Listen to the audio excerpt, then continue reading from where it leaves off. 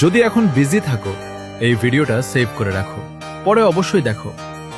যখন কেউ তোমাকে বলে যা চলে যা, তুমি না থাকলে কি আমার জীবন থেমে যাবে, সেটা সামনের মানুষটা বলছে না, তার ইগো বলছে।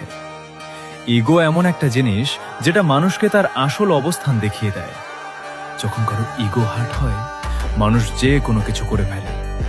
যদি তুমি কোনো কাজ 6 মাস ধরে করছো কিন্তু হচ্ছে না, আর সেই কাজের জন্য কেউ বলে দেয় থাক ভাই তোর দ্বারা হবে না, তাহলে সেই কাজ যেটা 6 মাসে হয়নি তুমি 6 দিনে করে ফেলো।